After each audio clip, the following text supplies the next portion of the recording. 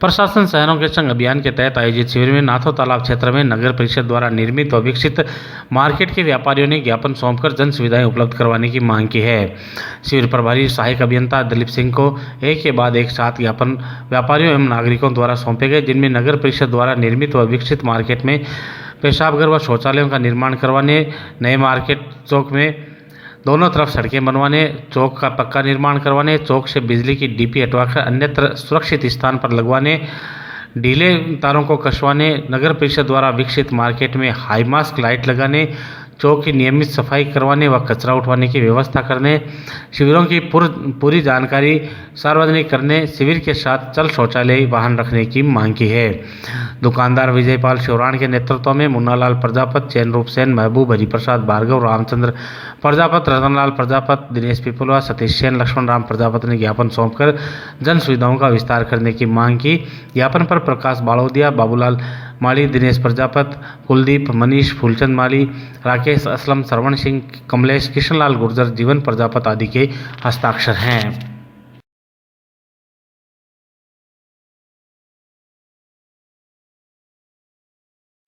सदर थाना क्षेत्र के गांव काणुता में एक दंपति अपने घर में संदिग्ध अवस्था में मृत मिले हैं। प्राप्त जानकारी के अनुसार काणुता में गोपाल राम पुत्र आशुराम नाई उम्र 50 वर्ष और उसकी पत्नी पूषी देवी उम्र 45 वर्ष अपने घर में मृत पाए गए। ग्रामीणों के अनुसार सोमवार देर शाम को जब घर में बंदी गायें जोर जोर से रमाने लगी तो पड़ोस के लोगों ने अपने घर की छत पर चढ़कर देखा तो आंगन में पूषी देवी मृत अवस्था में नजर आई, जिस पर उन्होंने पुलिस को सूचना दी, जिस पर सदर थाना व सांडवा पुलिस के मौके पर पहुंचने के बाद घर को खोला गया, जहां घर के आंगन में फर्श पर पूषी देवी मृत मिली। वहीं गोपाल राम कमरे में खाट पर मृत पाया गया।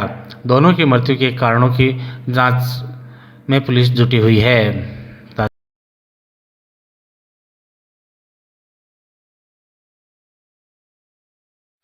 प्रदेश में कोरोना के मरीजों की बढ़ती संख्या एवं तीसरी लहर के आने की आशंका के बीच उपखंड अधिकारी मूलचंद लोनिया ने राज्य के बगड़िया उप जिला अस्पताल का औचक निरीक्षण किया। औचक निरीक्षण पर अस्पताल पहुंचे एसडीएम ने हाजिरी रजिस्टर की जांच कर उपस्थित चिकित्सकों, नर्सिंग कर्मियों एवं कार्मिकों के बारे में जानकारी ली। इसके बाद एसडीएम ने ऑक्सीजन प्लांट का अवलोकन किया तथा ऑक्सीजन प्लांट के लिए पावर बैकअप की शीघ्र व्यवस्था करने के निर्देश दिए। निरीक्षण के दौरान एसडीएम लोनिया ने तीसरी लहर की आशंका को देखते हुए अस्पताल में आईसीयू रूम की व्यवस्था करने के लिए कहा। एसडीएम ने कोरोना गाइडलाइन की पालना के तहत अस्पताल में भर्ती मरीजों व उनके साथ रहने वालों तथा अस्पताल में आने वालों के लिए मास्क अनिवार्य करने के निर्देश दिए। लोनिया ने वार्डों में जाकर भर्ती मरीजों से बात कर उन्हें दी जा रही सुविधाओं एवं उपचार के बारे में जानकारी ली। उपखंड अधिकारी ने अस्पताल में सफाई व्यवस्था में सुधार करने के निर्देश दिए।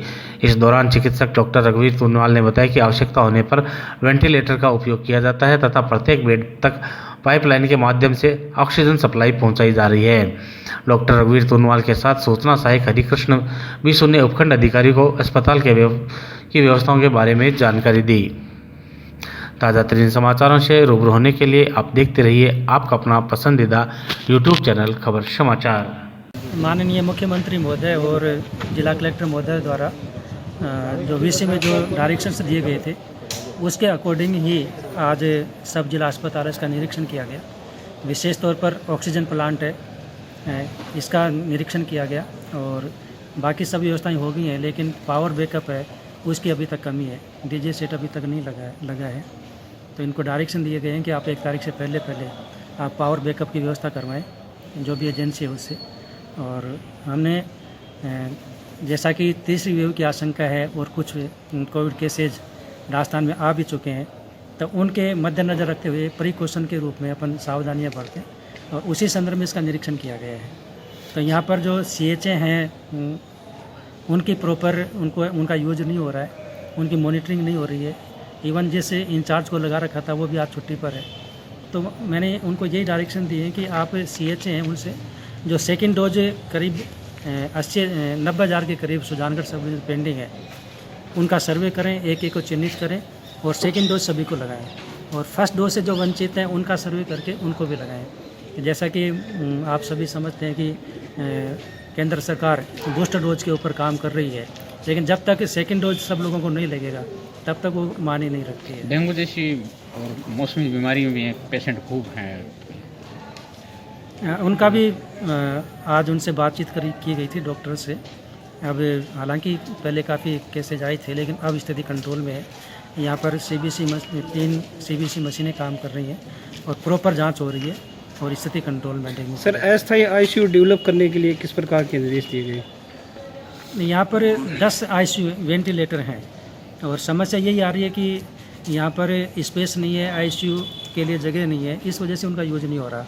जैसा कि सेकेंड वेव में हमें अपने देखा था कि वेंटिलेटर की बहुत सख्त ज़रूरत थी, लेकिन उनका यूज नहीं हो पाया। तो मेरा यही था, इनसे निवेदन था प्रशासन से, अस्पताल प्रशासन से, कि एक दो कमरों का स्पेस अपन कहीं पर भी निकाल सकते हैं अगर चाहें तो अगर मान लो 2 कमरे भी अपन खाली करवाते हैं तो 3 वेंटिलेटर शिफ्ट हो सकते हैं और इमरजेंसी में वो काम आ सकते हैं। तो इनको डायरेक्शन दिए हैं, बातचीत भी हुई है कि आप जगह तलाश करें।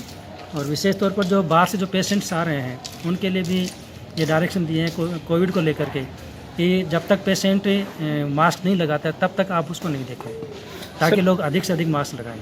सर, सफाई व्यवस्था भी आपने देखी है, बाहर कचरा वगैरह पड़ा है, क्या निर्देश दिए गए? सफाई व्यवस्था माकूल नहीं है। जैसा कि ये ऑक्सीजन प्लांट है, यहाँ पर भी सफाई नहीं है, कई जगह नहीं है। तो उनसे ठेकेदार से बात करके उनको PMO को कहा है कि सफाई की आप प्रॉपर व्यवस्था करें।